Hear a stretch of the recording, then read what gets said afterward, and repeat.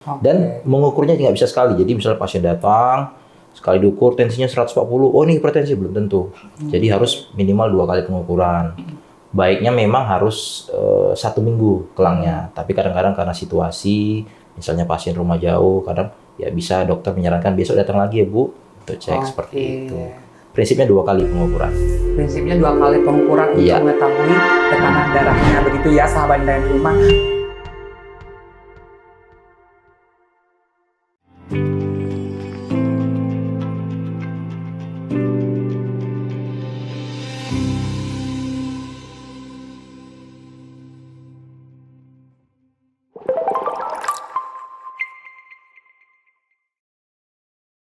Nah, berikutnya mungkin adalah tadi dokter menyinggung bahwa hipertensi ini ternyata ada jenisnya dok ya, ada tadi primer, sekunder.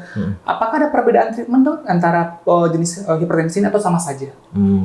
Kalau masalah primer sekunder untuk treatment pada dasarnya sama semua, tapi tergantung kondisi pasien. Kadang-kadang ada pasien misalnya hamil, berarti obatnya kita harus pilih seperti lain. Kemudian ada pasien misalnya gangguan ginjal, ada misalnya pasien gangguan jantung. Jadi tergantung kondisi pasien atau tergantung komplikasinya. Kadang-kadang obat hipertensi itu pasiennya komplikasi berbeda, obatnya juga harus berbeda seperti itu. Jadi tergantung kondisi dan komplikasi yang dialami si pasien pada saat pemeriksaan oleh dokter spesialis penyakit dalam ya dokternya. Berikutnya adalah ada pernyataan di berbagai sosial media dan juga mungkin artikel yang menyatakan bahwa sebagian pengidap hipertensi harus mengkonsumsi obat seumur hidup. Ini jadi momok nih dok. Apakah betul? Apa tidak, boleh dijawab dok? Kalau dibilang seumur hidup, ya bisa jadi. Karena kan hipertensi kaitan dengan jantung. Betul. Jantung kan berdetak terus. Artinya kita berikan obat terkontrol. Kadang-kadang ada beberapa pasien misalnya usia tua. Usia tua kan kondisi jantung sudah tidak seperti muda. Pembuluh darah sudah tidak elastis. Sehingga memang harus disupport obat-obatan. Beda ceritanya kalau masih seperti umur Mas Gembira atau yang lain, atau sahabat Indrajana mungkin yang lebih muda, mungkin usia 20-an atau 30-an, mungkin masih pembuluh darah masih elastis. Mungkin terapi, mungkin beberapa minggu, stop obat, kontrol, sudah bagus, mungkin bisa stop. Seperti itu. Jadi tergantung kondisi pasiennya. Berarti memang ada ya dok ya, mengkonsumsi seumur hidup ya dokter ya, untuk memang menunjang kesehatannya dok ya. Nah berikutnya adalah mungkin yang ditanyakan sahabat Indrayana ya, adalah tentang pengobatan. Apakah mungkin menjadi treatment yang lain, misalkan dok dia nggak mau minum obat, tapi udah terindikasi untuk hipertensi. Dia lebih memilih untuk terapi jamu-jamuan dan tidak meminum obat. Apakah itu sangat berpengaruh atau harusnya memang harus minum obat? Bagaimana dok untuk edukasi di sahabat Indrayana? Terkait dengan ini ya, pasien yang nggak mau minum obat ya, karena masih takut tradisional dulu ya. Karena takut mungkin obatnya nanti merusak ginjal, obatnya nanti ada efeknya sampingnya, mungkin begitu. Boleh dijelaskan nggak dok untuk sahabat Indrayana itu? Pertama, kalau misalnya pasien ada yang pilih, dok saya pilih obat tradisional dulu.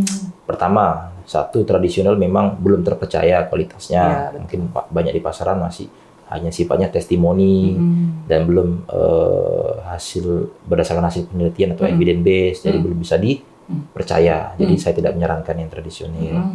Yang kedua, hipertensi ini bukan dia berdiri sendiri. Artinya kalau kita tidak terapi dini, dia akan menyebabkan komplikasi. Misalnya tensinya 180. Bersikeras ini, saya nggak ada keluhan dok, nggak ada masalah, saya nggak perlu obat. Tapi komplikasinya apa? Satu, kalau di otak bisa ke pecah pembuluh darah otak, stroke. Kemudian ke mata bisa perdarahan di mata, ke jantung bisa bengkak jantung, ke ginjal yang parah adalah bisa gagal ginjal seperti itu. Jadi saran saya kalau sudah terdiagnosis hipertensi, wajib hukumnya minum obat seperti itu. Jadi wajib memang hukumnya minum obat ya dokter? Ya, mau tidak mau seperti itu. Mau tidak mau harus minum obat untuk mencegah komplikasi. Betul, komplikasi. Tadi komplikasinya ada seperti pecahnya pembuluh darah di otak ya dok. Betul, ya. Bahkan juga katanya bisa menyebabkan stroke ya dokter ya, karena pecah stroke hemorragik namanya.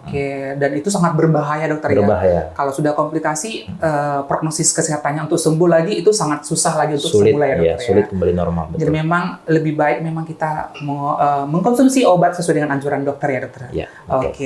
Apakah aman di ginjal dok obat-obatan untuk hipertensi?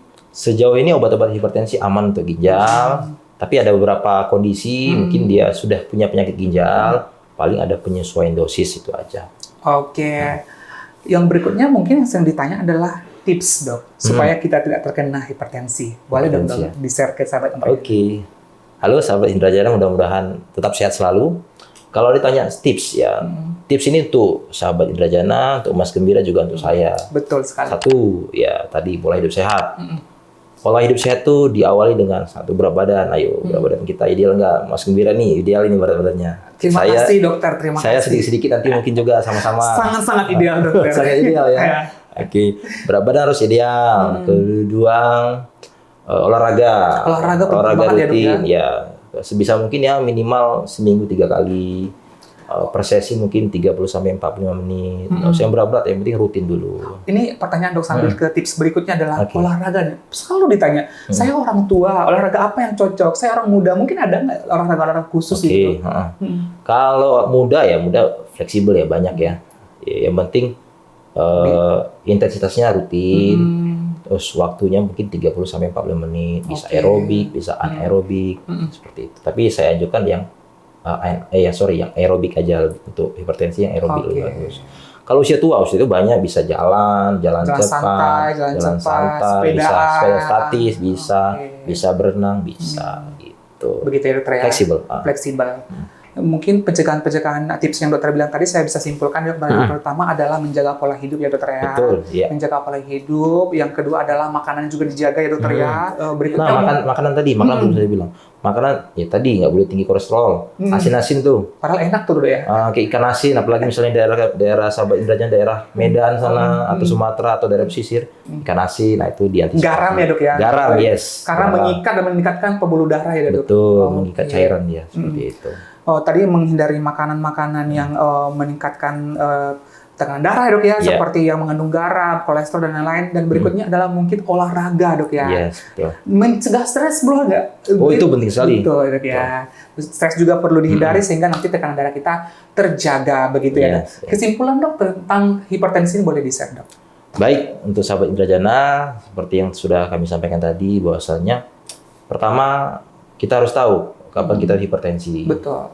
Kedua, kalau dokter sudah menyampaikan Bapak atau Ibu menderita hipertensi, berarti kita harus patuh.